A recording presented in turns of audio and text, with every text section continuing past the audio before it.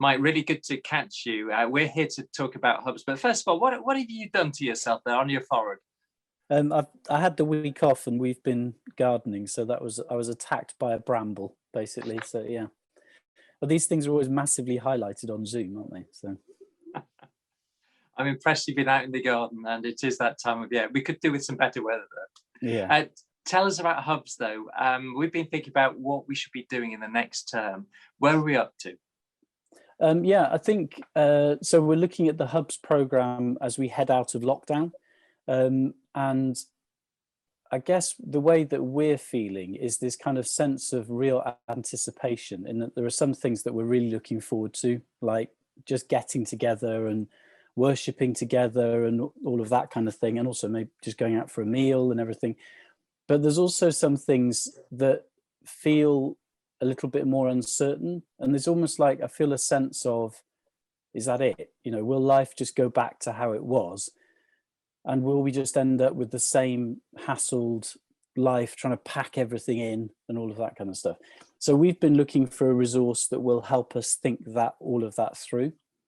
And, you know, Jesus said that his burden was light. And he said that his yoke and the way that he asks us to live is easy. And sometimes it doesn't really feel like that. But wouldn't it be amazing if we could live a life that is, that's what I want, to live a life that is easier, that is just better for our well-being, for our mental health, for all of those kinds of things. And again, Jesus said he's the way, the truth, and the life. So we've got some really, really interesting and challenging and exciting resource, which is about looking at Jesus as the way we live our lives and then putting other things in around it. So that's what we'll be doing. Yeah, tell us a little bit more about the resource. There's the book by John Mark Comer, I think. Yeah, so the book is this one, which is called The Ruthless Elimination of Hurry. It's a very easy book to read. It's very American, so prepare yourself for that if you're going to read it. But it's very inspiring.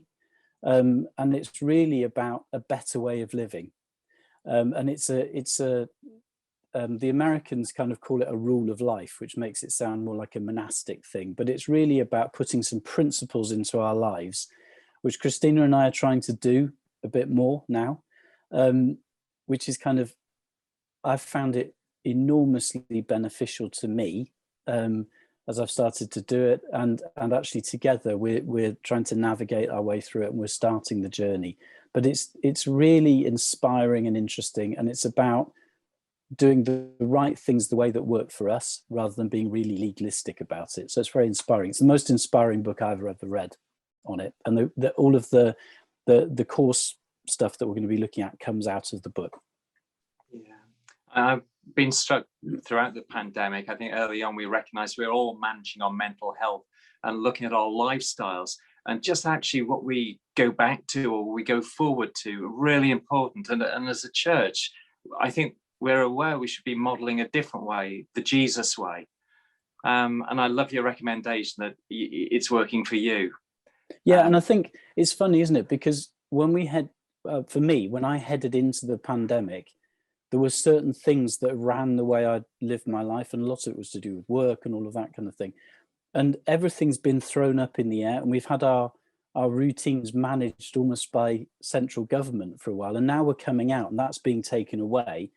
And there's a big question, which is, what is the thing that's going to define my life? And I really want it to be that sense of living for Jesus and living with Jesus, and then everything else can fit into it. So it's not stopping anything, but it's just that, let that be the defining thing. And I think that's it's like a really big moment. It's like a moment to be born again. I like that. And I so want to get it right myself as well, and not just go back to what I did, which, you know, at times just felt like, you know, chasing my tail. And so I'm really excited that in our hubs we're going to be doing this. When are we going to start, Mike? So it starts this coming Tuesday. And so if you're not in a hub, contact Josh, and he can link you up. And I really recommend it. And there are other people in the church that I know are looking at the book, and it's already had a big impact for them as well. So if you're not in a hub, do join in, because I think it's a really, really important moment for us, and both as a church, but also for us individually. So it'll be this coming Tuesday and then alternate Tuesdays from there. And there'll be questions to look at. There's also a worksheet that we're going to be giving out so everybody can have it, so that you can look at the practical side of things and all of that kind of thing as well. So yeah, that'll be coming out. Yeah, fantastic. So big thank you to you and Christina, who just overviewed the hub system, really been beneficial. And I think small groups so key to discipleship as well. And I would add my encouragement to everybody to be in a hub, be in a small group of some sort, but find that group of people to journey together with. Mike, thank you so much for joining us. And yes, we'll see you on Tuesday. See you then.